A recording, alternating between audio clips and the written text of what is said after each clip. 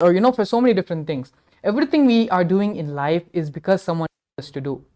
If you had joined us yesterday and we were talking about the gender identity and gender completion, which the Supreme Pontiff of Hinduism gives through the Paramashivam program, even there, one of the major things, one of the major points which we had discussed is how even our gender is not dictated, is not something which we know for ourselves. If someone tells you you're a boy, you have to accept that you're a boy. Someone tells you you're a girl, you have to accept that you're a girl. These are societal conditioning, societal patterns which have been put into us by society. And so that is why everything which we don't have any completion in that. Either in our gender identity, we are not experiencing completion. And it's the same thing with life as well. Society tells you to go to school, society tells you to go to college, society tells you to get a specific job in a specific range, market, or workforce, professional life. Everything to you is dictated by society. At the maximum, they might give you a few options here and there, but the fundamental flow, the blueprint of your life is being given to you by society. And unfortunately, individuals, youngsters are not taught how to design their life, how to actually discover what is that they really want to do in life without a purpose. To put it in one simple word, life without a purpose. And so this is one of the many problems, one of the many things humanity doesn't know what to do. They're just so confused, not knowing what to do with themselves, not having a direction in life, not knowing what to do next. This is one of the major completions, one of the purposes of your life we're going to discover in the Paramashivam program, which Swamiji is going to be gracing us with today. Is going to be gracing us with all tomorrow. That was so beautiful, Mangala Maharaj. Now I think I should just skip the suspense and get into the real topic, which is training your brain to reflect the consciousness. That is the topic which we are going to be discussing about today. So Mangala Maharaj just explained about Adi Kailash and how the lifestyle and how the mission, the whole thing that Swamiji is reviving started in the Adi Kailash. How is that related to the topic that we are going to actually be looking into, which is training your brain into reflecting the consciousness itself, reflecting Swamiji, the ultimate, Paramashiva himself? Well, the Adi Kailasa, the source place which everything started manifesting from Swamiji himself, is one of the places that Kailasa directly is manifesting from, which is the Kalpa Vriksha, the banyan tree. The Kalpataru, which is there as the Nijavatar of Paramashiva, as the living Kalpataru, which is the banyan tree, is Paramashiva himself, Swamiji himself, manifesting in the form of a Kalpataru, meaning a Kalpa as a banyan tree. It's a banyan tree, exactly. Yes. So that is the place which everything started from. So that is the ecosystem that is holding everything in Adi Kailasa. Now, what is the connection between that and this? That is what we're going to be seeing now. How is that going to manifest? How is that going to train your brain to reflect the consciousness, Paramashiva, Swamiji himself? Now, Mangala Maharaj, in Adi Kailasa, what is it that we enjoy the most when Swamiji was there? What is it that we enjoy the most in Adi Kailasa? Actually, Adi Kailash itself is such a good experience. In my time when I was there in Adi Kailash, for many different reasons, we used to go and travel, and we would go for awakening programs, or we would go to a different Adinam. We would travel for different things. But only when you come back to Bidadi, only when you come back to Adi Kailash, you feel like it is home. You feel, it just feels, there's a subtle experience that you have when you come back to Bidadi, when you come back to Adi Kailash. And that in itself is such a beautiful experience to have. It's Swamiji, literally his blood, sweat, everything is there in Adi Kailash. If you actually go and look through the Nithyananda, and you go through the history of Bidadi, history of the Sangha, you can see that even the Laughing Temple, the first kutir which was constructed, the first buildings which were constructed in Adi Kailash, Swamiji himself had put his own, using his own hands, his own blood and sweat was used in creating those places. He himself would not only put the bricks, even bake the bricks. He would get the mud, he would make it into clay, properly put it in the proper shape, and he would burn it in the whole night. He would put it for burning under the fire, on top of the fire, and he would even make the bricks. So forget about just even constructing the building, even making the material to make the building itself, Swamiji had done personally by himself. He had done so much of hard work to build Adi Kailash. And so literally you can say that not just in a spiritual sense, but even in a physical, in the reality of our plane, in our physical matter reality, Adi Kailash is literally Swamiji's own extension. Many times Swamiji himself has told that my whole body, my whole extension, Adi Kailash is literally the extension of his own body. And there are like so many experiences. I can just keep on going on and on and on about the different ways how Adi Kailash is special and how Swamiji himself has it's just an extension of Swamiji, the whole Adi Kailash experience, the whole breathing space of Adi Kailash. So many of my own personal skin diseases and problems which I have, they become irrelevant on Adi Kailash. Even if I go and travel to Chennai or some other place, it starts coming up. But then when I immediately come back to Adi Kailash, everything just, after a couple of days, after a couple of weeks, it just disappears by itself. And so Adi Kailash by itself is a kshetra. Many times we have gone over this point and we've told again and again repeatedly. And it's, it's public knowledge. Adi Kailash is a very special kshetra. But it's much more, it just directly, it feels like home. The completion which happens on such a level, you didn't even know you needed to have completion in that place. Very beautifully, actually, yesterday we had a sharing from Jared, who shared that you don't know how far you have gone down until you attend the Paramashivam program. You don't even know the different kind of sufferings you're having until you attend the Paramashivam program. It is a literal acid wash the Supreme Pontiff of Hinduism is doing throughout our being, throughout our whole, and inside, outside, everything. The Supreme Pontiff of Hinduism, Swamiji, is just doing an acid wash and completely cleansing our being of any incompletions, any problems, and certain things. It's like when you have a problem in your life, it's like having, there's a certain thing, certain which is not attended in your house. It could be, a smelly slipper, a smelly sock, or a proper sewage which has not been cleaned properly.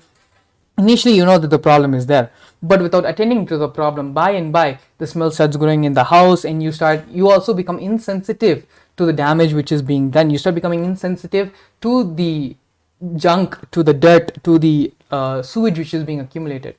And so because we have become so insensitive to the problems and the reactions and everything which is happening, and it's not that sewage is just, piling up in a corner of the house. It is spreading, it is creating diseases, it is creating problems, it is spoiling the food which you're cooking in your house. It's creating so many multiple different types of problems. But because we became so accustomed to the sewage, so it's just been there for so long, we forgot to even address it as a problem. These are the different kinds of problems. These are the patterns. These sewages are the different patterns which we are facing in our life, and we have become so, what is the word which I used? So redundant of it. We have become so accustomed to it that we don't even realize that it is there. Yes, Maharaj. So all our viewers may be thinking now that, yes, how is this all related to the topic that we are actually going to be discussing today? How is Adi Kailasa, the great ecosystem which has been built by the Supreme Pontiff of Hinduism himself, how is that going to help us? How is that related to anything in the Paramashivam program that is happening tomorrow and every day till March 1st? They all might be wondering this.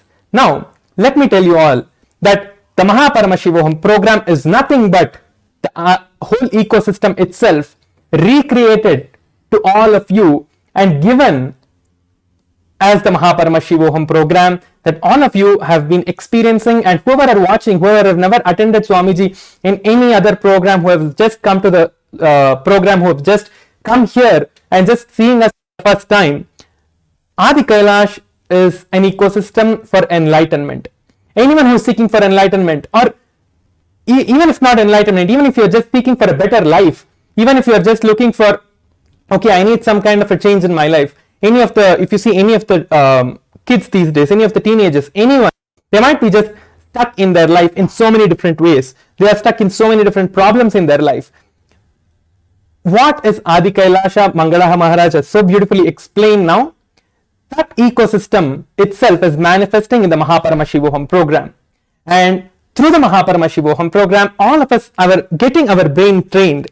And the initiation that Swamiji is giving, that is what is going to awaken and reflect the consciousness, the Paramashiva Swamiji himself in all of us.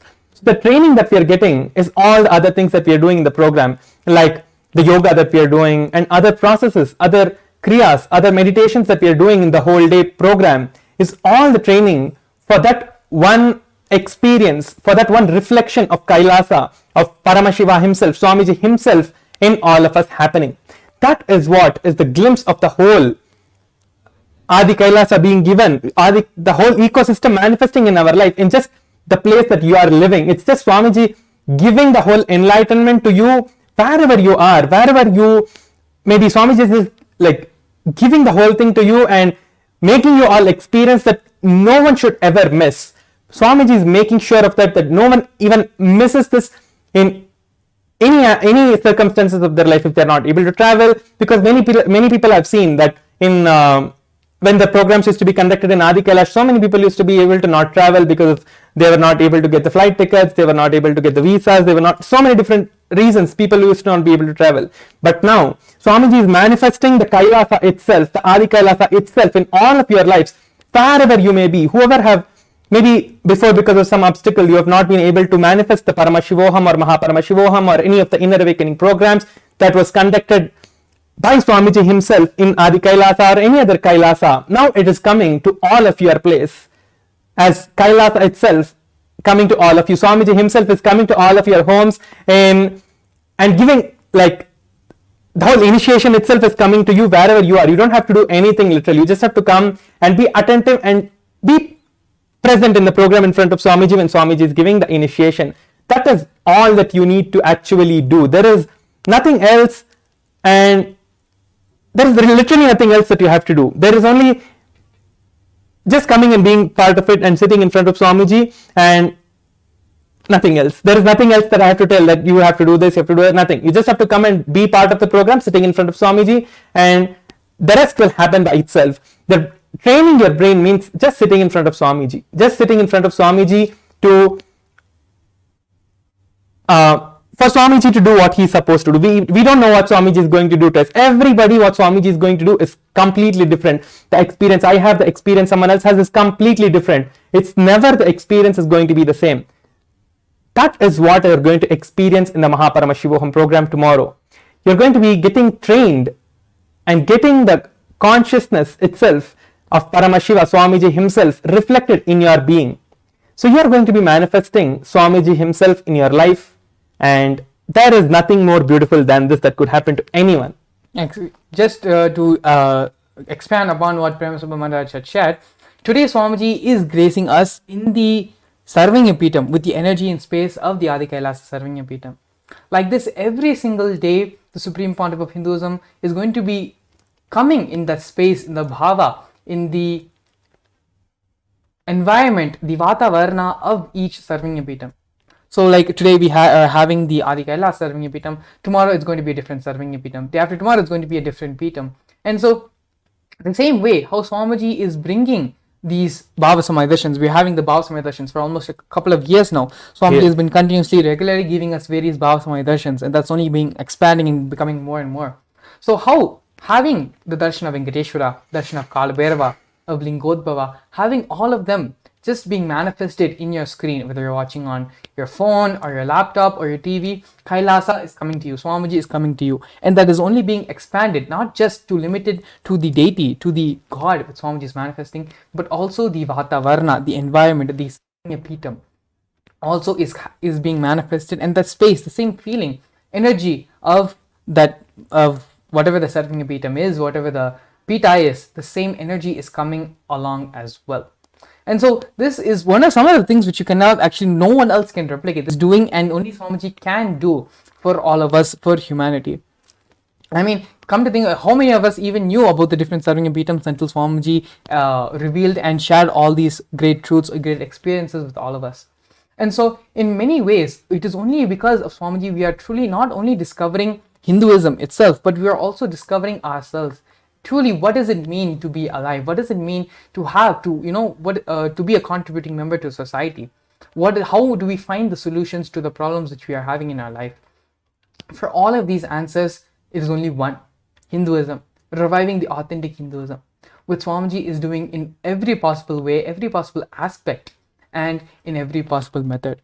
And so the topic of today's session, train your brain to reflect consciousness, is nothing but allowing Swamiji to work on you, being in the space of completion, having these right understandings. Actually, very beautifully, Swamiji had shared that in the Agamas, in the Jnana Pada, especially of the Agamas, all the Agamas are divided into 4 parts: Charya Pada, Kriya Pada, Yoga Pada, and Jnana Pada. So in the Jnana Pada part of the Agama, Paramashiva very beautifully says that To manifest any solution in your life, to solve any problem in your life, there's no need for any technique to be practiced. Knowledge is solution. These are the exact words that Swamiji said. Knowledge is solution. When you have the right knowledge, naturally the solution will manifest. Naturally you'll come out of those problems. When it comes to fire, all of us have the understanding that if you touch fire, if you put your hand in fire, you are going to get burned. It is a simple knowledge. There is no technique which you need to do about it. There is no special seminar which you need to have about it. You simply know the fact fire burns. You put your hand in the fire, it will burn. It's a simple knowledge. It is the same way. Everything in life, when you have the right understanding, right context, you know why it is wrong for you, how it is going to damage your body, damage your system. Naturally, you will just, it's not even a question. No one has a question, do I go put my hand in fire or not? That no one does. Yes. Everyone, it's a simple, mutual understanding everyone has. Fire burns. The same way, certain cognition, certain thought current, certain action, it burns your inner being, it burns the system. It burns the Swamiji in you. And it is this understanding which Paramashiva reveals in the Agamas, which the Supreme Pontiff of Hinduism is decoding and explaining to all of us in the language that we understand for our modern era, for the age which we speak. In this language, the Supreme Pontiff of Hinduism is giving and translating it in a way from the Sanskrit and the great Tamil of the languages in which these truths have been recorded to the language which we understand and speak. The translation of it is being done by the Supreme Pontiff of Hinduism and is being beautifully presented to all of us in a way where we can understand and we can speak in the same language in the same way. So coming again, these are all just glimpses, and as we said yesterday as well, we can only do so much by speaking.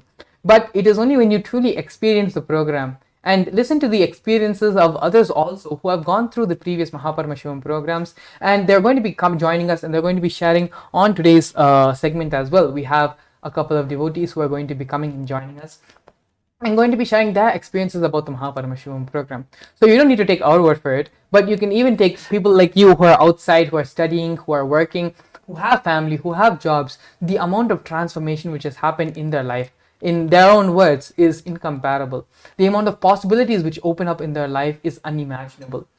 We will be trying to do one thing, but a possibility, a door, a path, a new way for another thing opens up. Yesterday, beautifully, Tirupaya was sharing. He wanted to contribute, to do more contribution through the field of yoga.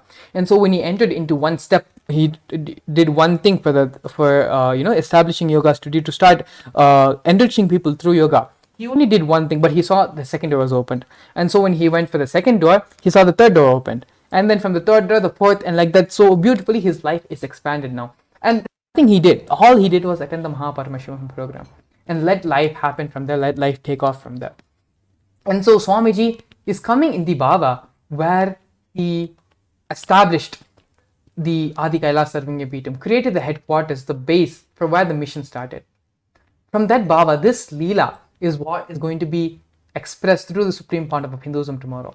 So for all of you out there who feel that you don't know what is happening in your life, you're not sure what to do next, you just followed the rat race, you just followed what everyone was doing. One sheep jumps over the fence, you're like all the other sheep, you're also jumping over the fence, but you don't know, you're having an inner struggle. What is that I'm supposed to be doing in life? What is my contribution for society? Everyone is becoming a doctor, a lawyer, but what is it that I want to do? What is it that I need? For all of this, the simple answer is coming to the Paramashivam program, attending the Paramashivam program. But Mangala Maharaj, we have not even told the people how to register for the program still. So all of you, please scan the QR code that is being projected over here, and you will get into the Paramashivam program link, and you'll be able to register yourself or just fill your intentions, and we will reach out to you and help you manifest your reality and manifest the Paramashivam program in your life. So all of you now click on the QR code that is being projected over here, and you will be led to the intention form link, and you can fill your intention over there, and just filling this intention is enough. Means taking a decision towards the Paramashivam program. That's all it is. The moment you just decide and tell that yes, I am going to attend the Paramashivam program and I want the breakthroughs to happen in my life. So just the decision is enough. You will see that Swamiji is manifesting in your life and making all the things, any obstacle that you might be having, anything that you feel that you are having, this is my difficulty, this is the difficulty. Maybe you're if maybe someone in your house might not be wanting you to attend the program that Swamiji is conducting, or anyone who is any obstacle that you might have, you might not be able to do anything in your life, and because of which you are not able to attend the program, you can fill the intention form and just let us know that you want to attend the program, and we will make sure to reach you and cause your Paramashivam for you and make sure that you are able to attend the Paramashivam program. So now you can just scan the QR code and you will be able to fill your intentions in the QR code. Yes, thank you so much, Professor Maharaj. Going on talking about the Paramashivam program. Alternatively, if you have not been able to scan the QR code, you can also just visit the website paramashivoham.org, and that will also lead you to the landing page where you can register and submit your intention to attend the program. Yes. We have a huge team of people who are waiting for you to come with your intention, and they are going to help you manifest the Paramashivam program for you. So even here, you take one step towards Swamiji for attending this program. Swamiji is going to manifest in, even to make this program happen in your life, Swamiji is going to be doing it for you as well. Yes. And so with this, in the next segment of our program, we're going to be having some devotees to come and share their experiences which they've had of the Paramashivam program in the previous batch. So stay tuned, don't miss their beautiful sharings where they're going to share how their life has completely taken a complete 180 and they're living a completely different life compared to the life they've been living before the program. So please stay tuned, we'll be back after a short break. A more intelligently connected world leads to a brighter future. An enlightened humanity leads to a better world. During the Paramashivam program, we help people to discover their superhuman possibilities and help them to find and achieve the true purpose of their birth by giving them the techniques, practices, and methodologies from the Vedagamas, the original source scriptures of Hinduism. The Supreme Pontiff of Hinduism is reviving the ancient original Vedas and Agamas in all its glory, in a user-friendly way for the modern mind. The Supreme Pontiff of Hinduism is transforming human beings into divine beings, reviving, initiating, and replicating the 463 powers from the Agamas revealed by Paramashiva. The Supreme Pontiff of Hinduism is not just giving solutions for every problem man faces, but is making them irrelevant to their lives by transforming human beings into divine beings. Listen. Any argument presented by your mind, body, your present reality to establish you are not Paramashiva, omniscient, omnipotent, omnipresent. Anything presented to prove you are not Paramashiva is illegitimate. Decide this. This is super determinism. Understand? Anything you declare as illegitimate will lose power over you, will die in few days, few minutes, maybe whatever few days it takes. It will not have power over you. Understand, this is the method for sudden enlightenment. This is the method for sudden enlightenment. It happens by the Shaktipada. Here Paramashiva is sitting to tell you all, you are Paramashiva, you are me, with Shaktipada and Shaktinipada. The Dvitiya Vijnasa Krama is an extensive and thorough yoga sequence to prepare your body to receive the experience being given by the Supreme Pontiff of Hinduism. Through the yoga, which is aligned as per the source scriptures laid down by Paramashiva and the Agamas, you break all the impossibility in your body and in turn break the very cognition of impossibility. The program leads you to go beyond your human frame and limiting human ideas, which prevents you from living your highest possibility. I will reach you wherever you are, whichever corner of the world you may be, I will reach you with enlightenment. Again I tell you, I am not here to prove I am God, I am here to prove you are God. Don't wait to become divine. Register now at paramashivoham.org. A more intelligently connected world leads to a brighter future.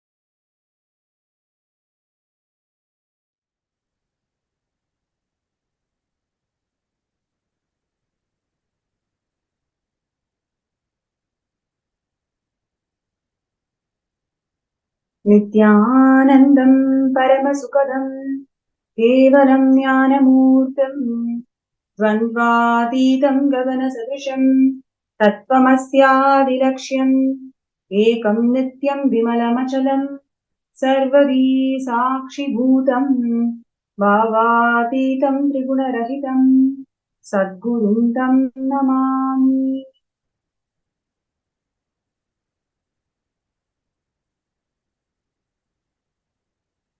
Nithyanandam. I welcome all the to this most eventful Bhava Samadhi Darshan. The Nijavatara, the supreme pontiff of Hinduism, Bhagavan Nithyananda Paramashivam, manifesting today as Maha Sadashiva Murti, gracing the whole world with his presence, with the Bhava Samadhi Darshan, empowering all of us to experience the superconscious mutation. I'm sure all the participants and viewers are having amazing time, especially the number of Bhava Samadhi Darshans for the last few months, how Swamiji is showering the whole humanity with his darshans and powerful satsangs, constantly inspiring us to make us realize that we are all Paramashiva, the inner divinity within us. So now today's segment is going to be one more interesting segment on the contributions of the Supreme Pontiff of Hinduism in gender equality. So before we get into the segment, we would like to share with all the participants that let us keep this space as interactive as possible. And if you have any questions, if you have any suggestions or comments, please feel free to use the MPSN group, the Paramashivam group in Facebook. So all you need to do is the QR code is being projected on the screen. So if you may scan the QR code using your mobile device, it will directly lead you to the MPSN group where you can post your comments, suggestions, and whatever you would like to hear from us, more from us, you can please post them there. And in the end of this segment, we're also going to be having a third eye scanning segment. So whoever is to manifest being part of Sarvanipita, or you're finding obstacles to manifest the Maha Paramashivam Season 2 program, you can request for a third eye scan, and that will also be scanned at the end of this segment. So, so how many of you are excited for this segment and looking forward to listen and know more about the gender, the contributions of Supreme Pontiff of Hinduism in gender equality? You may feel free to post that in the chat or in the MPSN group. Yes. So today, before we get into the contributions of Swamiji in gender equality, the Tiruchengodu Sarvanyapitam, one of the 21 kingdoms where Swamiji is the Guru Mahasanidhanam. So we'll be looking into how this whole Tiruchengodu Sarvanyapitam was made, and mainly focusing on the humble beginnings of Kailasa. Today we know Kailasa as the first nation of Hindus. So historical, the plight of Hindus for the last 2000 plus years who went through brutal persecution, finally coming to the culmination where we all have the first nation, where the Supreme Pontiff of Hinduism is the sovereign and the constitutional authority guiding the whole humanity into the science of superconscious living.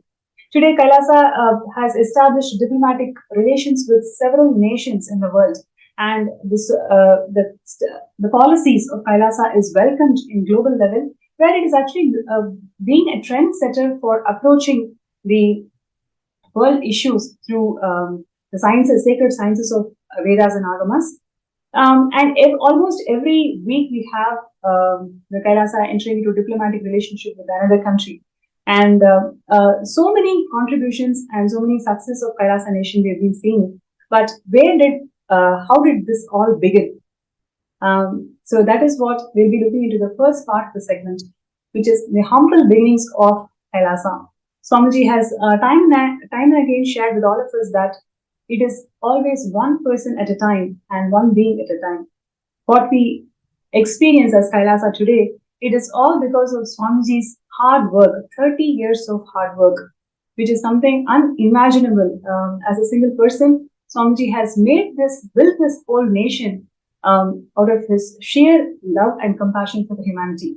Now, we'll look into a small video which actually talks about, or even shares where we can actually connect with the amount of hard work and the humble beginnings of Kailasa, how it all started, and what we are experiencing today as Kailasa's success is something unimaginable. But over the last 30 years, Swamiji's hard work is something we cannot even understand and cognize. So let's take a look at the video, which will actually where we can connect and understand Swamiji's hard work. Swamiji's hard work. Swamiji's hard work is something unimaginable. But over the last 30 years, Swamiji's hard work is something we cannot even understand and cognize. So let's take a look at the video, which will actually where we can connect and understand Swamiji's hard work.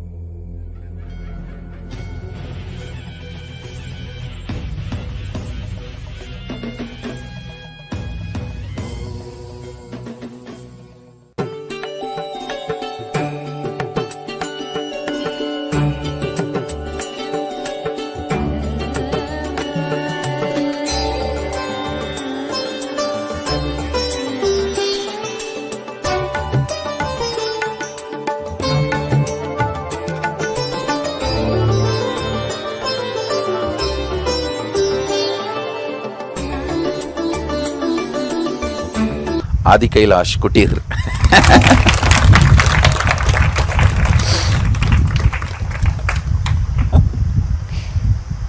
This is the first bed cum simhasan. In the night time I'll use this as a bed, and daytime I'll sit and bless the villagers or people who come for healing. And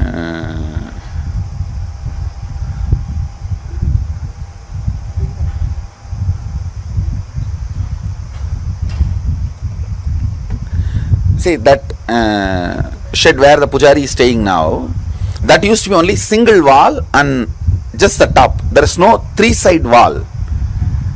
So, but this building was there, which used to stay Pratap, the earlier owner. He used to stay.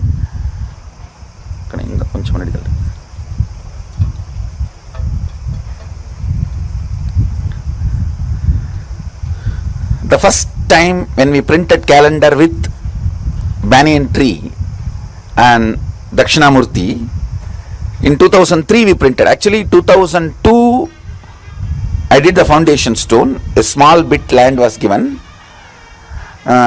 These guys have already wanted to give, they committed to give. The registration process did not happen in 2002 because somebody was traveling in their family.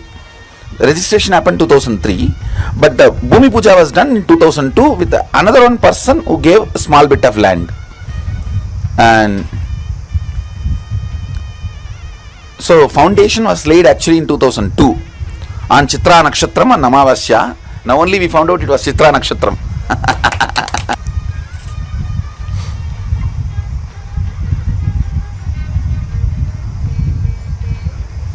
Gurukul can also come and hear the story.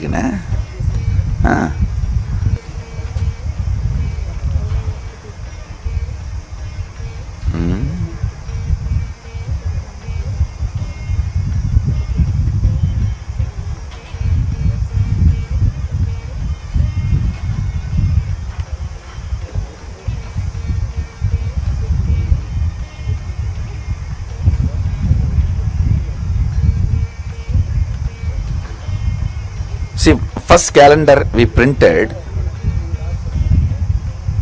we offered to Dakshinamurti and brought it and stuck to the wall. Still it is there.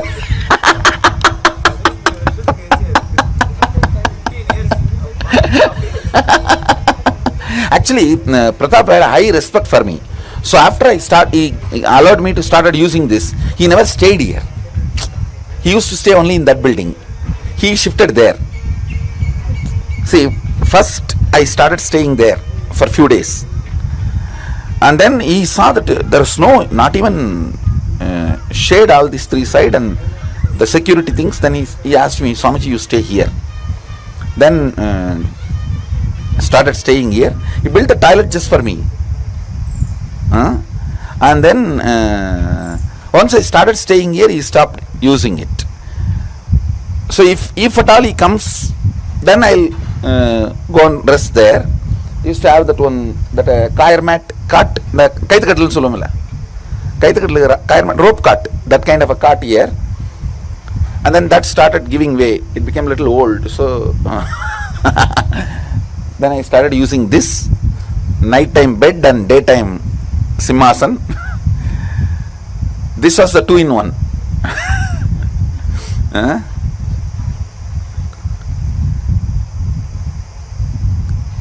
And that time itself, what all I collected, the temple photographs, the book on organic gardening, you can see all that. See, the whole Sangha, I had a clear vision. And almost, see, if you get inauguration invitation, that shows very clearly, I go to studio, get the photographer, ask the photography to be done, and then I go to another one studio, Photoshop the whole thing, place everything. It was personally designed by me. Nobody else is there. Designing. Then making the CM agree to come. That was, he was sitting CM. Inaugurated, we had 2 functions. One for Swamis, one for politicians.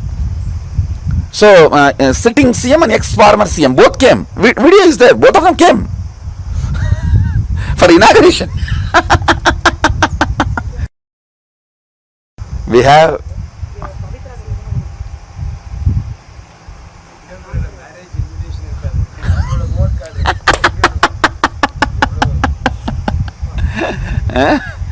including the blessing cards we gave, everything we have a copy, and car sticker, like an internal gumming from sticking from inside. Ah.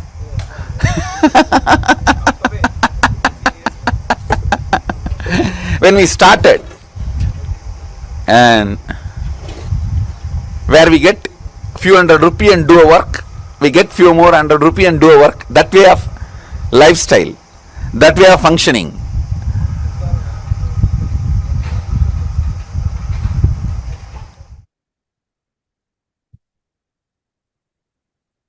That was such an inspirational revelation by Swamiji, because what we see as Kailasa today, as the first nation of all the Hindus, is out of sheer hard work of Swamiji.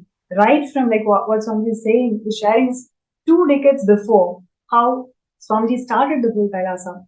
And in today's segment, we will be seeing the humble beginnings of Kailasa in Tiruchengodu Adi, which is even before this Adi Kailasa sharing. So literally how Swamiji started his first monastery.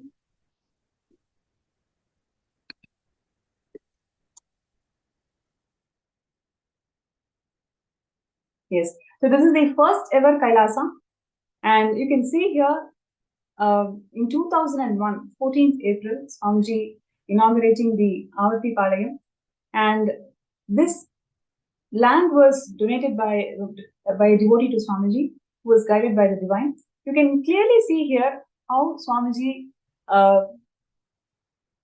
is carrying the photos of the Guru and coming forward to inaugurate this historic place, the first ever Kailasa.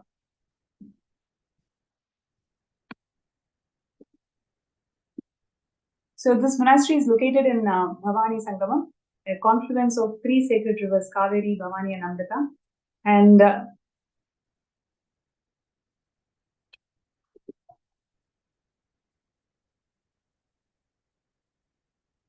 yes, you can see here literally Swamiji is organizing the entire monastery all by himself. And there are so many evidences of Swamiji maintaining a diary of each and every person whoever enters and receives healings from Swamiji. Swamiji himself used to note down their contact details, maintain their entire database, follow up and find out if they are healed, and then invite them for the next Homa. So this level of hard work Swamiji himself has put in to form the Kailasa to whatever it is today. And literally, you can see here the thatched roof of the entire monastery. One side is not even completed, right? So the whole Kailasa has this humble beginnings where Swamiji himself is involved in all this construction, and with a board, Ramakrishna Dhyana Peethal, and Swamiji guiding all the devotees into the science of living enlightenment.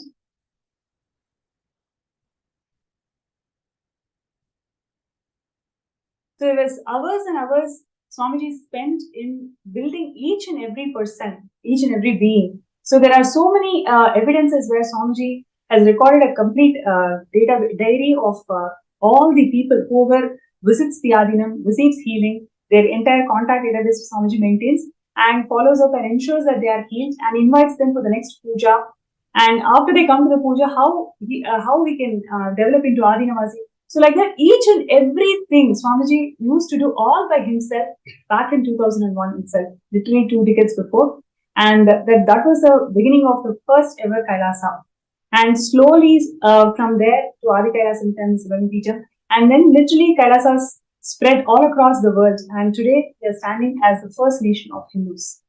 So one of the important contributions in today's segment, we are going to see one of the important contributions of Swamiji in terms of gender empowerment. Gender equality is one of the subjects that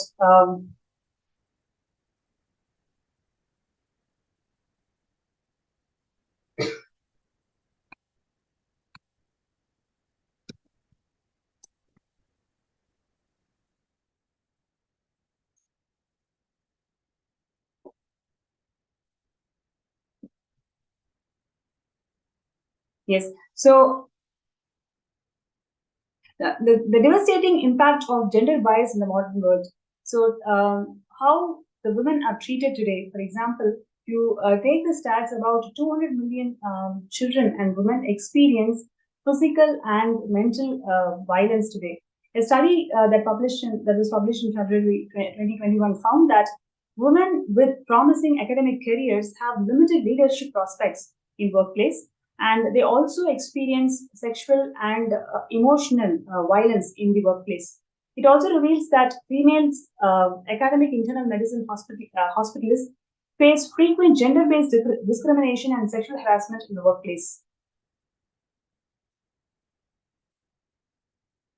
And they also receive low pay, fewer benefits, fewer opportunities compared to men.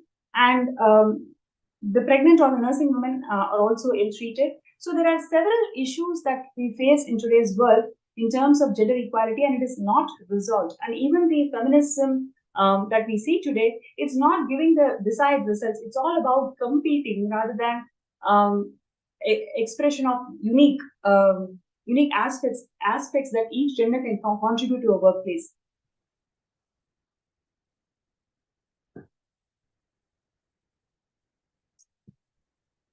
Now, let us take a few minutes to look into women in Hinduism, how women is treated in Hinduism. In Hinduism, women is the first guru, and Sadashiva says that Devi once asked, "If I see Guru and God both at one time, to whom should I bow down?" And Paramashiva says that you have to bow down to Guru. Right? In Hinduism, Guru has the utmost importance because Guru brings God in our lives. Only by the grace of Guru, God happens in our lives, which is why Paramashiva tells us always bow down to Guru. And Hinduism, Mother is the first Guru. So this is how we worship feminine consciousness in Hinduism. And one of the other things which I also wanted to bring it out is the sacred verses in Adharva Veda. One of the things that Hinduism is always persecuted is about how the sacred texts in Hinduism are mistranslated and misquoted, that they have always discriminated women in terms of equality. That is how the mistranslated and misquoted text talks about women in Hinduism. But now in today's segment, we're going to see some of the shocking revelations of how women in Hinduism is always respected. So one of the things that I wanted to share is the sacred text from the Adharva Veda, which talks about girls should train themselves to become complex scholars and youthful through brahmacharya and then enter the married life. This is from Adharva Veda 11.5.18. See, we always hear that girls are denied education in Hinduism. That is how the Macaulay text and the intellectual persecution on Hinduism has always showed us that girls are denied education. But as per the sacred verses, girls should be trained into complex methodologies and they have to become scholarly.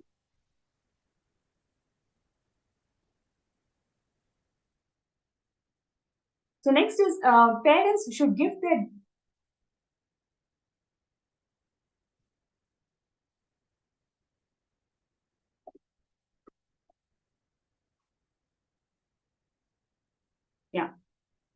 parents should give their daughter intellectuality and the power of knowledge when she leaves for the husband's home.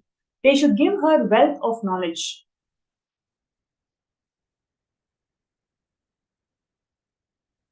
And once again, what we are seeing here is husband to wife, give us the discourse of knowledge. Again and again, this all these sacred verses shows that Hinduism always promoted, in fact, revered women's knowledge and always empowered women with knowledge. Oh, women, you know everything. Please provide us the strength of prosperity and wealth. Oh, women, you are the keeper of knowledge of all types, which is karma. So this is how a woman was treated in Hindu kingdoms and Hindu society. And more verses we are just sharing where it says that women is endowed with knowledge. And this is a very important verse. Would like to bring it to the attention of all the viewers. Oh, Guru, this bride is protector of your entire family. May she dwell in your home for a period and sow seeds of intellect. See, there is a verse, mistranslated verse from Ekale textbooks, which talks about how woman is always under the shadow of a man right from her birth, whether it is a father or a brother or a husband, all the time she needs to be under the shadow of a man. So this is how mistranslated and texts on Hinduism portray such that women is experiencing a lot of discrimination in Hinduism, but in reality, the woman after marriage, she is revered for the kind of knowledge that she brings to the family. Hey wife, become the queen and manager of everyone in the family of your husband. So this is how a woman was treated after she gets married. I'm knowledgeable and you are also knowledgeable. If I'm Samaved, then you are Rigveda. So literally we can see all these sacred verses talks about the intellectual knowledge that the woman carries and how she is revered by the entire society.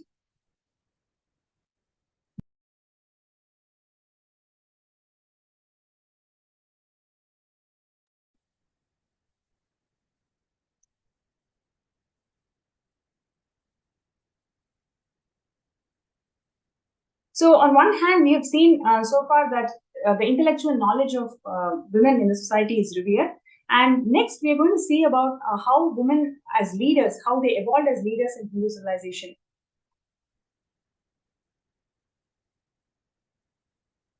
So one more sacred verse which talks about where a woman is sharing that my destiny is as glorious as the rising sun. I am the flag of my home and society. I am also their head. I can give impressive discourses. My sons, my daughter illuminates the whole world. I myself am winner of all enemies. My husband has infinite glory. I have made these sacrifices which make a king successful. I have also been successful. I have destroyed my enemies. You can see how powerful a woman used to be in Hindu kingdoms. Women should take part in legislative chambers and put their views on forefront. And in this mantra, it is enforced that wife or ruler should give education of politics to others. Likewise, the king should do justice for the people and queen should justify her role. So in every level, whether it is women in the society or in the kingdoms,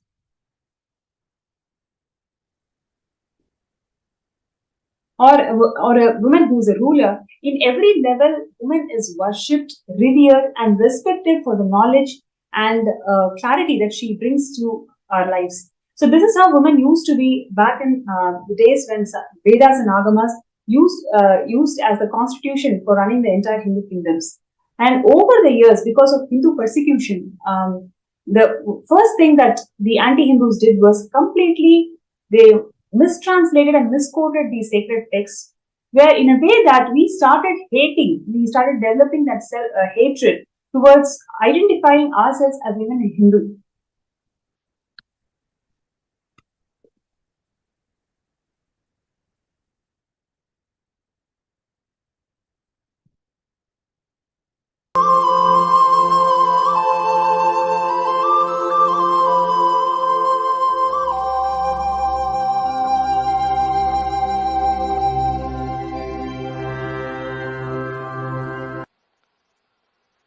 If you awaken the third eye, you don't have to go through, if you work on the third eye, you don't have to go through the regular, usual, logical system of thinking to come to a conclusion.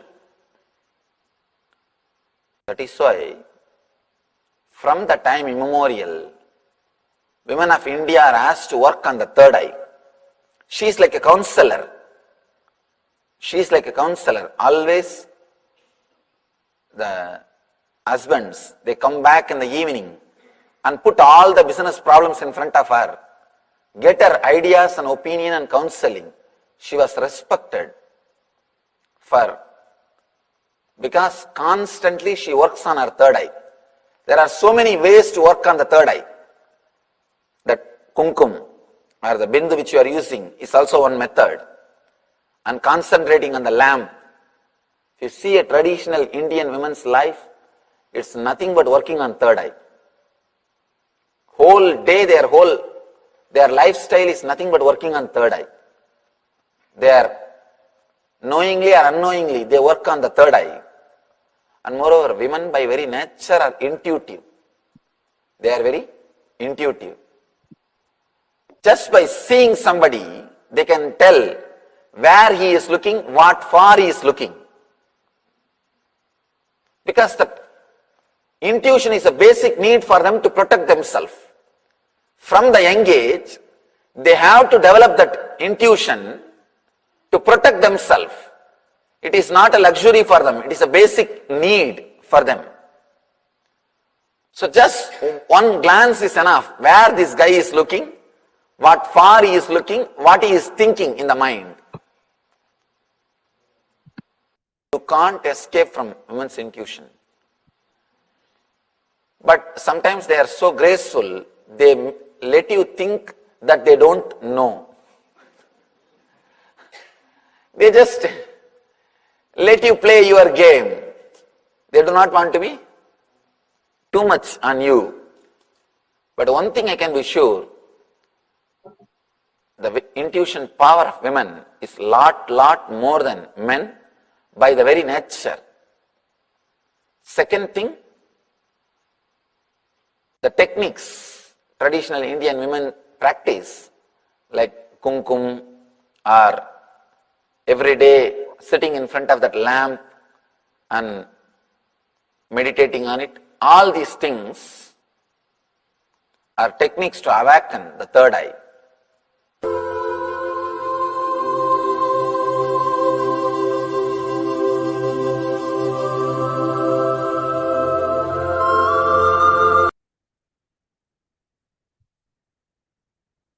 Now, let us also take a look at the Manusmriti, which is one of the most persecuted Hindu scripture, and how Manusmriti defines the roles and responsibilities and rights of women. As per Manusmriti, a daughter is equivalent to a son. In her presence, there is no question of anyone snatching away her right over property. The right is equal in father's property for both son and the daughter. Again, always we are used to the ideas that women is denied educational rights, women is denied of inheritance rights. So these were the common misconception and hatred that was spread because of anti-Hindu intellectual persecution that anti-Hindus did as an intellectual persecution to Hinduism. And now in this whole segment we'll be talking about the different Hindu laws which literally empower the Hindu women. A daughter alone has the right over personal property of her mother. That is one of the laws as per Manusmriti. And another law is, if a person has no kin survive, then his wealth be distributed equally amongst his brothers and sisters. If the elder brother refuses to give a due share to other brothers, then he is held culpable. So in fact, if you're not going to respect women in the society, you are actually considered as a culprit. So those relatives who rob away or thrive on wealth, property, vehicles, or dresses of a woman or her family are committers of sin.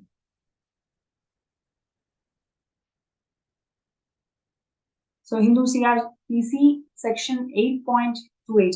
So if a woman is alone because she has no children or no men to provide for her security in her family, then it is a duty of the government to ensure her safety and security. If a wealth is robbed by her relatives or friends, then the government should provide strict consequences to the culprits and have her wealth returned back. So this amount of social security was provided to the Hindu women those days. And as per Hindu Puranas, there is this beautiful ritual of Tulabharam where Bhagavan Sri Krishna on the golden throne, sat on a golden weighing scale, and his wife Satyabhama puts lots of gold jewels and coins to show her love towards Bhagavan Krishna.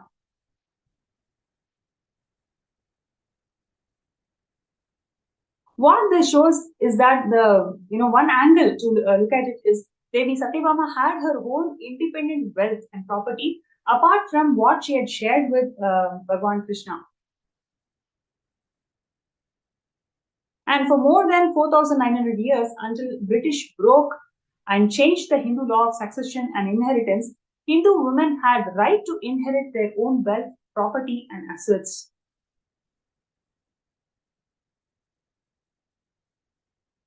And to protect the interest of their knowledge, interest of their daughters after marriage, Hindu kings and fathers would give huge shares of their wealth to their daughters, which they would exclusively own. And as per Hindu law, it could not be taken away from her. But this was but this was misrepresented as the dowry system. Please understand this wealth that the woman carries from her parents. It is completely given to her, and she should not be sharing that wealth with others. So this is given as a security for her own life, not as I have to give this to get rid of my daughter from my family. That is how the misconception is always spread in the society about women.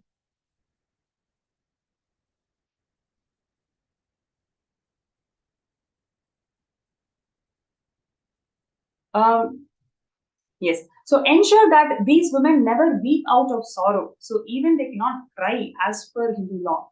Please understand, women is revered, respected, and so much of security and protection is provided to women. The society that respects women is the heaven, and where women are denigrated, even the noble actions go waste. If you have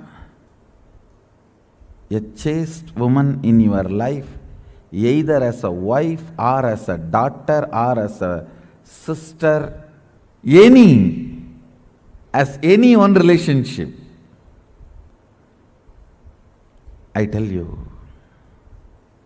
listen to this word. You will never have accidents. You will always be protected by all the unknown, unseen problems. A chaste woman, one chaste woman in your life, either as a sister or as daughter or as mother or as a wife, any one relationship, it can be any. If one chaste woman is there in your life, you will not have any unknown, unseen problems. The whole cosmos, grahas, will simply protect you. You may think I am giving two big mystical words. Understand, I believe that. I myself a believer of this truth.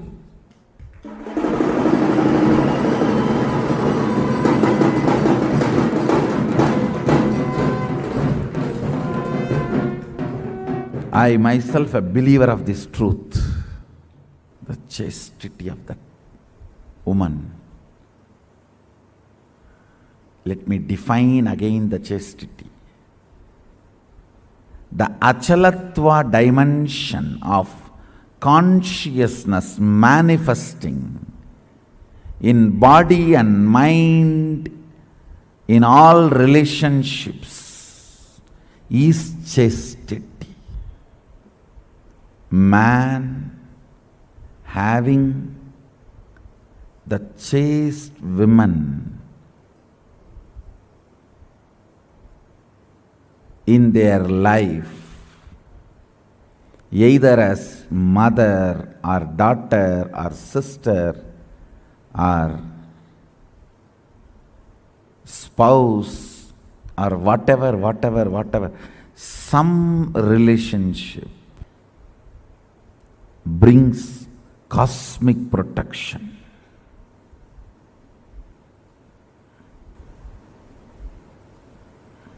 You don't know the power of it. Maybe I'll have to have few days satsang just for that. Just for that. I think it is my responsibility to reveal the sacred secrets of chastity in every dimension.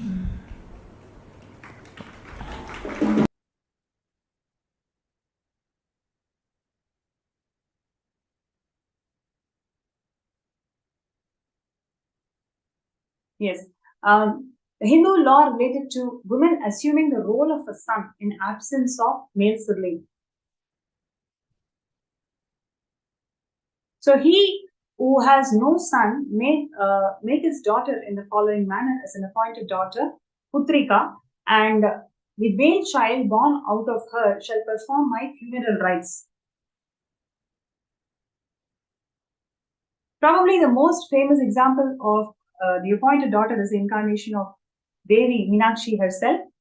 She took charge of father's kingdom and established her supremacy in all the Hindu kingdoms. Literally, she won 3 worlds before she penned Paramashivam in Kailasa. So, more examples of appointed daughter Putrika includes Queen Durgavati, Queen Ahilyabai, then Queen Avantibai.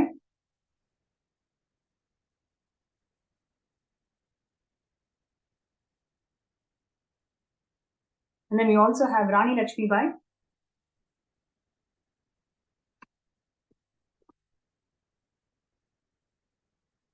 Yes. So far, we have seen various aspects of how gender equality never existed in Hinduism, and especially the laws pertaining to how the Hindu society was governed always provided the necessary protection to Hindus, to Hindu women. Whether it and we have clearly seen that the dowry system, the sati, and women are denied of education. Women are denied with inheritance rights.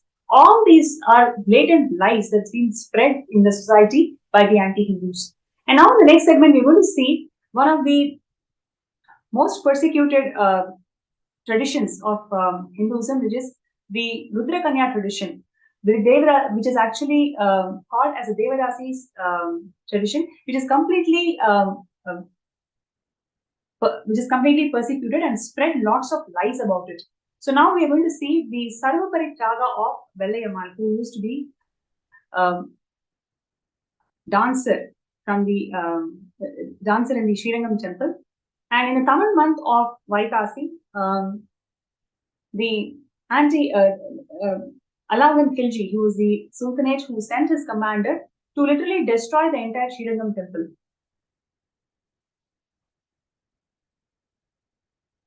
So in this attack, literally they killed about 13,000 Hindu men, but the sacrifice of 70 Devadasis literally saved the entire Srirangam, and especially the main deity, the Nambarmal, was protected because of the sacrifice of 70 Devadasis who were led by Vellayammal.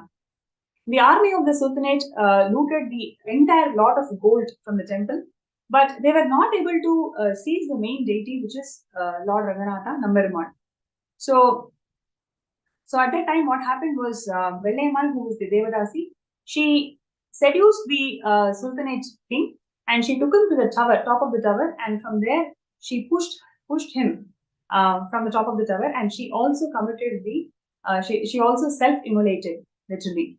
So, and the 70 Devadasis self-immolated themselves and literally burned the rest of the Sultanate army.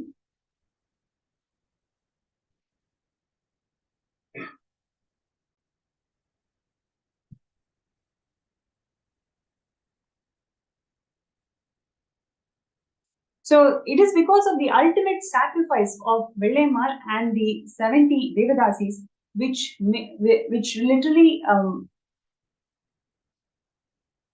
saved the main deity, Nambarumal, today. So it is not a laziness or it is not huge violence. It is actually the ferocious Tyaga, strategic Tyaga that these Devadasis exhibited those days, which saved this entire enlightenment ecosystem for us today. So, hailing Vellayammal's sacrifice, the chief of Vijayanagara forces, Kempanna, who drove away the Sultanate forces, named the tower after her. So, this tower always used to be colored in white. It's painted white. And even till today, on Adi Amavasai day, a homage is being performed on behalf of all the 13,000 Vaishnavite Hindu warriors who left their body, and the 70 Devadasis who sacrificed themselves to protect this enlightenment ecosystem of Srirangam. So the so-called gender equality that we are seeing today is actually infused in the Hindu kingdoms by anti-Hindus. It is not the Hindu scriptures. It is actually anti-Hindus who infused this level of gender inequality. So when facing defeat in the war, Indian royal women committed mass self-immolation by jumping into huge pyre of fire. This was done to protect the purity of their body and the DNA and to avoid capture, sex enslavement and rape by any foreign invaders. So they had to protect themselves from these anti-Hindus and these invaders, not because it was told in the Shastras that they have to go and immolate themselves in the absence of husband. So Rajput women burnt their bodies rather than drinking poison because even after their death, they didn't want their bodies to be touched by any men. So simultaneously, men would tie an orange cloth on their head and ritually march into their battlefield, fighting much larger army until death. Traditionally, the war is called Sakha. So far, we've seen a glimpse on how the Hindu women are empowered in the society, whether it is in terms of education or property inheritance or the administration skills or how they protected and held the whole ecosystem together with their strategic tyaga. This is what we have seen today. And Swamiji has literally revived all of these aspects, whatever we are talking about, how women used to be empowered in Vedic era. This is exactly how Swamiji revive this entire tradition. And today we are in the world where we are literally experiencing 300 plus million girl children and women are experiencing sexual enslavement, sexual violence in the workplace and elsewhere. So, but Swamiji has revived Hindu feminism and made us all experience what is feminism in its true sense. So what you're seeing here in Kailasa is something so beautiful, like where all the children are allowed to are participating in the arts, whether it is singing, dancing. Most of the leadership positions in the Kailasa, Swamiji has empowered the women to uphold. And here you're seeing that women are encouraged to do chanting, abhishekam, and participate in the temple rituals. Swamiji has conducted several women empowerment workshops, right, for the last 2 decades, in fact. And so what you're seeing here is the pictures from women empowerment workshops that Swamiji conducted back in 2008. And Swamiji even launched 108 women empowerment centers all around India.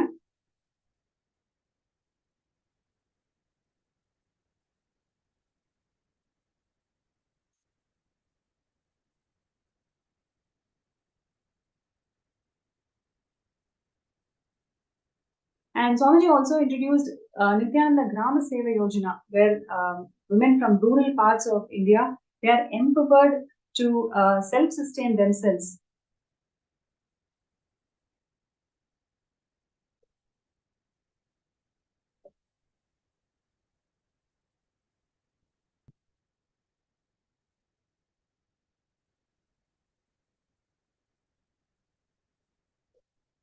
So you can see here free medical checkups for rural and indigenous women in Adi Kailasa.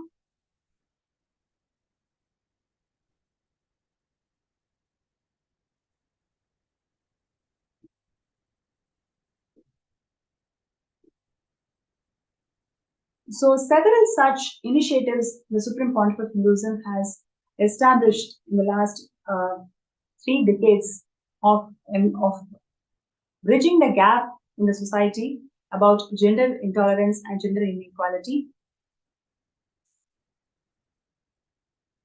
What you're looking here is the rural women empowered through job training in jewelry making and science of Rudraksha.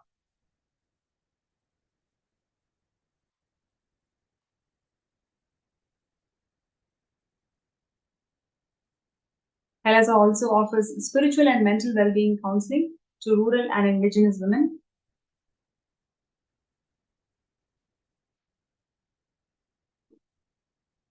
in addition to providing health assistance, medical camps for rural women.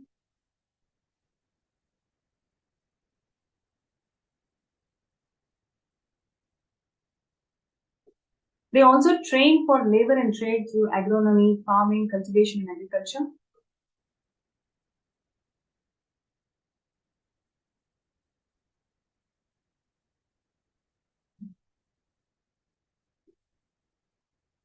Kailasa has empowered the indigenous women through teaching them to perform Hindu rituals, temple administration, and training them in all temple sciences.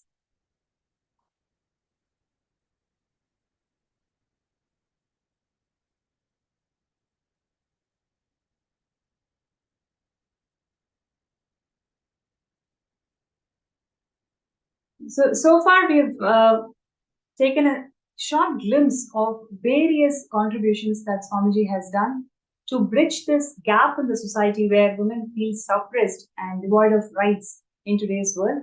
How Swamiji has empowered the divine feminine consciousness in all the women and literally revived the way how women used to be treated in Vedic era, whether it is in terms of excellence in education, empowering them in administration, empowering them in inheritance, and empowering them in expressing themselves through arts and tyaga, the undeniable tyaga that woman is always epitome of.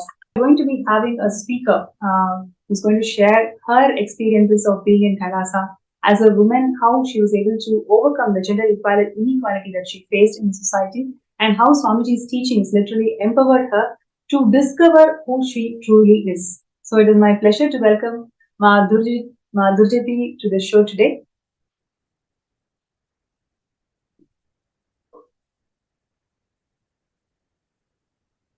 Nithyananda. Yes, Nithyananda Ma. So first of all, thank you so much for joining the segment today. It is my pleasure to welcome you. And like I mentioned to all the participants and viewers, you've definitely gone through a lot before meeting Swamiji.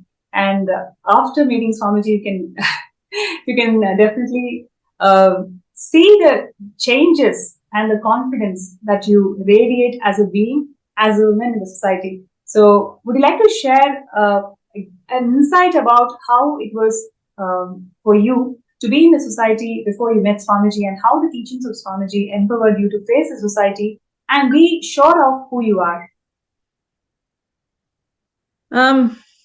I knew from a young age I was different. And throughout my life, I just felt like I didn't quite fit into the world, and I felt somehow, somewhere out there, my tribe is out there waiting. And it turns out it's you guys.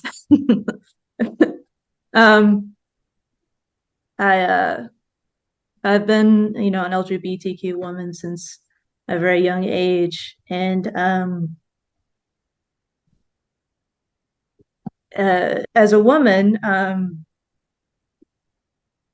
we go through our struggles, our ups and downs, wanting to feel safe, having trouble feeling safe, and you add the layer of also being LGBTQ plus on the spectrum of that. It's another layer of challenges you have to deal with, and I struggle to find my place in the world.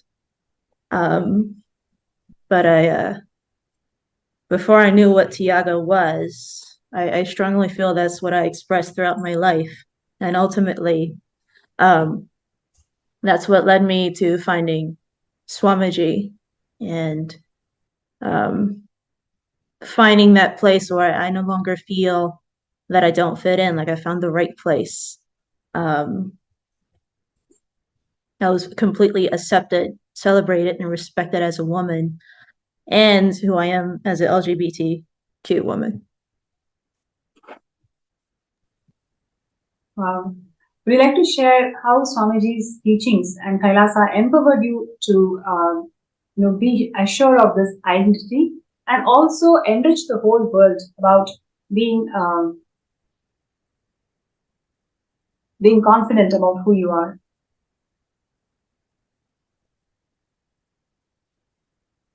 I watched when I first came to Swamiji, I found him on YouTube, and I found him by looking up Kundalini Yoga. But I also watched his videos about female empowerment and Hindu woman, and that greatly appealed to me. And I remember him speaking about him being transcendental gender. He was beyond gender as a Raja sannyasi. And I found that incredibly appealing. And I got the invite to be Adi Kailasavasi, Adi Navasi at that time. And I came straight away. I wasted no time coming to India. And I was still learning about Swamiji and Hinduism's views on LGBTQ and women as well. And I had an open mind coming in. Like, see, Swamiji was my absolute very first introduction to Hinduism. I did not know Hinduism before him. So I was eager to hear how he would his teachings and what Hinduism teaches about LGBTQ. But while I was there, I noticed, like, wow, there's so many powerful, intelligent women here, and the majority of his leadership were women. Many sannyas, many grihastas, many mothers, grandmothers, even like young teenage girls, incredibly intelligent, powerful young women, like 16, 17. They already had leadership roles and they were rocking it. And I was so thoroughly impressed. And I remember just a few weeks into being Ahinavasi, he spoke about the LGBTQ views and mentioned how we're actually respected, celebrated, and revered in Hinduism. And he started talking about the 11 genders. And I was just floored. And I'm like, see, I mean, I already knew this was the guru for me, but then I definitely knew he was the guru for me. And Hinduism was absolutely a place I could go home. I was no longer orphaned. Hinduism was absolutely the path for me. Swamiji was the guru for me. And there was a place in Kailasa for me in my own unique path. And I was empowered and celebrated and accepted by many around me, and many like me as well. And since becoming his disciple, I felt incredibly empowered over the years, incredibly confident, like more sure about who I am. And I also learned that I'm more than just, LGBTQ. Like there's more. There's more layers to gender than what you read and learn about in society. There's more of a deeper spiritual aspect to it. So knowing that in Hinduism, there's 11 genders, like I learned more about myself. And it's been a beautiful journey of growth. And to be handheld by Swamiji himself in this journey, I feel more empowered than I've ever been in my life, for sure. Yes. Wow. Thank you so much for sharing your journey with Kailasa and Swamiji. And I'm sure there are so many more women out there who are looking for solution, who are looking for that self-assurance of, being confident about who they are and enrich the world with the intelligence, innate intelligence that they are endowed with. So your journey is definitely inspiring for all of us. And would you like to share about see Kailasa is the only solution for the world, where especially we are experiencing more than 50% of the women experiencing sexual violence and sexual harassment in their workplace and in their families. From what I've learned being Hindu and everything Swamiji has taught, women are divine. Women are powerful. Like the force behind the universe is feminine, you know, Devi, Parashakti. And there's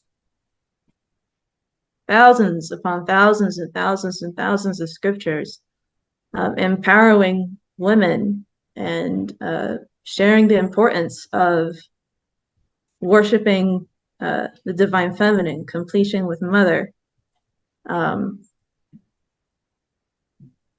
Every step of the way, like Hinduism has always protected women, stood up for women, empowered women, even down to laws about inheritance, taking care of a single woman who does not have husband or family and such.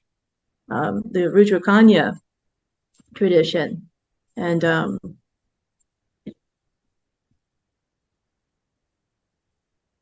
it's like it's in Hinduism, it's all encompassing. It protects and looks out for women in every aspect of her life. She doesn't have to pick and choose.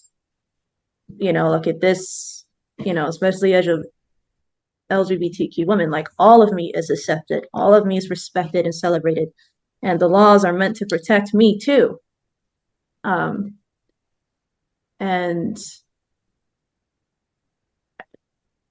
Hinduism celebrates every aspect of a woman and makes sure that it cares for her, protects her, and empowers her in every single way. She is completely revered. As every woman in Hinduism is a form of Devi, Parashakti, and this worship. That's what it seems like it's all about. You have to see and respect every woman as a form of Divine Mother, a form of Parashakti, and every aspect of it, medical, legal, social, political, the worship aspect of it, it's all to support a woman in Hinduism. And Kailasa, Swamiji embodies that in every level. And I feel it will provide support for a woman unlike any other organization or body or government we've ever seen out there in the world. I feel it'll be on the cutting edge of women's rights, like beyond. And it'll be an example to the rest of the world, I feel, that how to revolutionize women's rights, you know, for all women. That's what I feel. Yeah, thank you so much, Gurjyoti, for sharing your journey with Swamiji and your journey with Kailasa and how it has empowered you. Thank you so much for joining our segment today. Nithyananda. Dear viewers and participants, that is the journey of Gurjyoti, and there are so many more millions of women out there who's looking for a solution, who's really looking for some voice, some support that can empower them, that can assure them who they are, and that can make them powerful, feeling empowered about their existence as women in this country. Swamiji has revived the Hindu feminism in all its senses, whether it is in terms of empowering them emotionally, physically, and spiritually. So Kailasa stands as a testimony of how women can be empowered and how women can express all their abilities as how a Hindu woman used to. So the need for Kailasa is where literally every single one of us can feel that assurance, can feel that empowerment, where who you are, who you truly are. In a society where there is so much of judgment, so much of abuse, so much of harassment, Kailasa stands as a pillar of support for all the women out there. So if you feel so connected to this cause, to help, to empower, to enrich all the women out there, it is an opportunity for you to be part of Kailasa. Sarvanyapita is a project where all the various initiatives of Kailasa is supported. So by you becoming a Sarvanyapita Ejaman, you are becoming part of Kailasa. Now, we are looking for seed money for building the infrastructure of Kailasa, and Maha Kailasa is going to be open this year. So we welcome each and every one of you to join this moment where we can all become part of Maha Kailasa and open the Maha Kailasa for the whole of the humanity to be part of it. So all you need to do is join. You can file your intention in skshjp.org/contribute. So the intentions are being, the form is being projected on the screen. You can sign up for skshjp.org/contribute. And if you have the intention to manifest Sarvangiti Tejaman and for some reason you're finding a difficulty or an obstacle to manifest it, you may request for a third eye scan. So you can request a third eye scan in the NPSN group, the Paramashivam group, and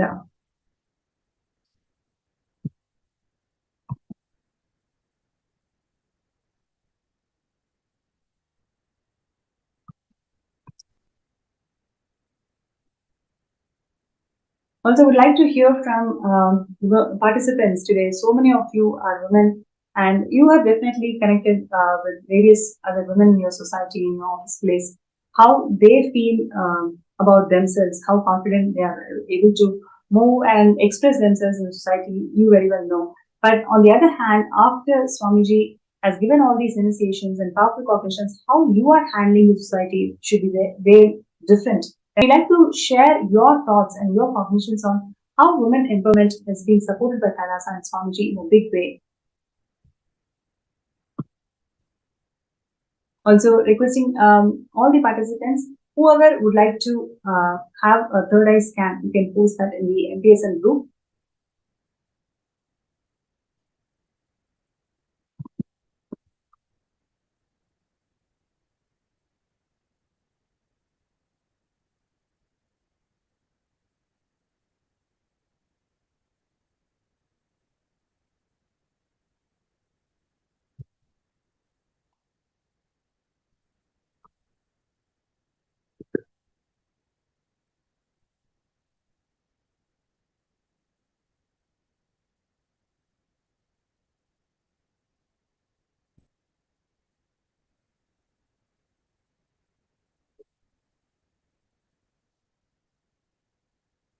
Yes. So Yang Lin requested for a scan. Right. So I request you to be seated and chant Mahavakya.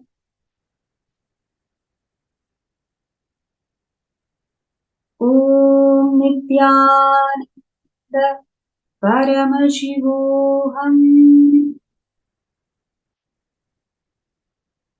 Om Nithyananda Paramashivam. Om Nithyananda Paramashivam.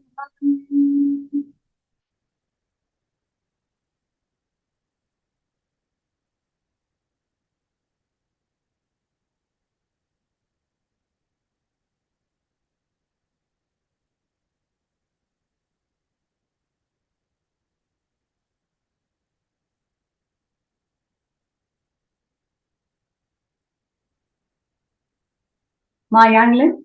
So, I would like to share what Swamiji revealed in Third Eye. First thing, the ideas that you carry about life, right?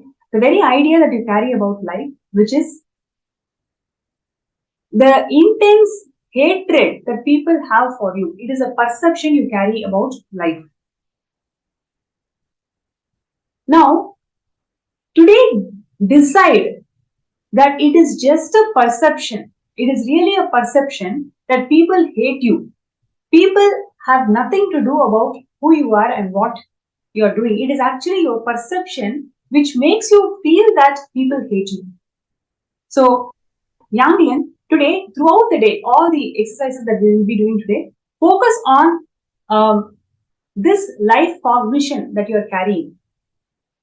Because of this life cognition, even in the places where you are expecting wealth to manifest and you wanted the people to return the money or where you wanted to manifest well, in all those places also, this very cognition that you carry about life, right? It is literally stopping that abundance to flow through you.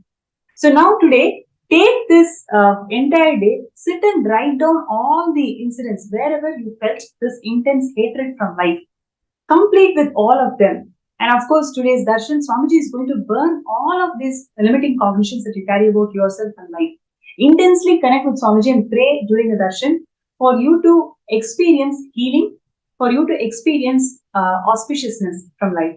So, with this, I would like to share with you, moment you start completing with this life cognitions, you will see wealth starts happening in you, and you will be able to make it happen.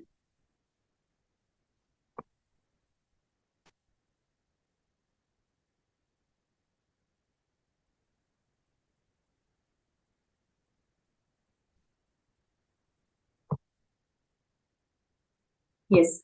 So with this, we come to the end of this segment. I encourage and request all the participants, even if you have the intention to become a Sarvingapita Yajaman, but you don't know how to manifest, you need to understand that you need to take the first step. Just you taking that first step, Swamiji is going to take million steps for you to manifest this reality for you. So requesting everybody, all the participants and viewers, decide to be part of this Kailasa nation, which is going to solve so many global problems that we are facing in the world today. Kailasa is the only solution that the humanity needs, and Swamiji is reviving Kailasa exclusively for all of us, and he has descended as incarnation of Paramashiva to revive Kailasa and bring back the glory of Hinduism, which has time-tested solutions for all the global problems that we are facing in the world today. So with that note, we'd like to end today's session with the Purna Mantra. Om Purnamada Purnamidam Purnat Purnamudachyate Purnasya Purnamadaya Purnameva Vasishyate. Om Shanti Shanti Shanti Hari Om Tatsat Sarvam Bhagavat Shri Nithyananda Paramashiva Padukarpanamastu. Om Nithyanandam.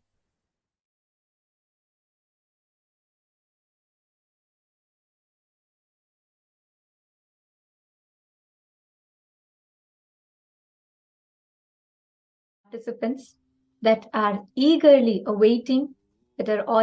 awaiting today's Bhava Samadhi Darshan. All of us are going to be bestowed with the darshan of Mahasadashiva Murti.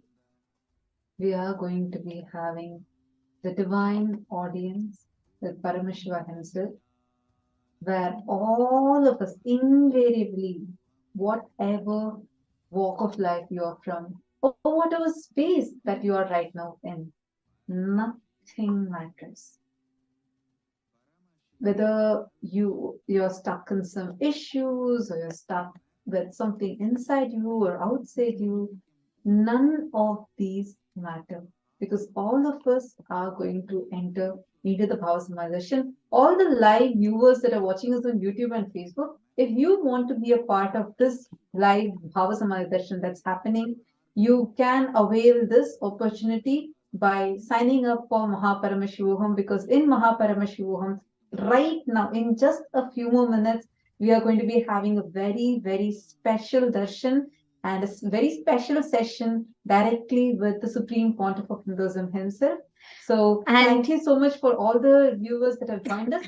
Anybody that wants to be a part of this is the call for all of you. Join us for Mahaparamashivam. And every day we are blessed with various different darshans and exclusive sessions with the Supreme Pontiff of Hinduism. Yesterday, Swamiji had a very powerful session, just one session, which is equivalent to 10 Mahaparamashivohams. And Swamiji simplified one of the most complicated concepts about Hinduism and some of the most complicated things about Hinduism. Swamiji gave it in the most simplified, most practically applicable method to all of us. So do not miss these exclusive sessions. I know there are so many of you out there wanting to be a part, so do not miss it. Please sign up and you all can join us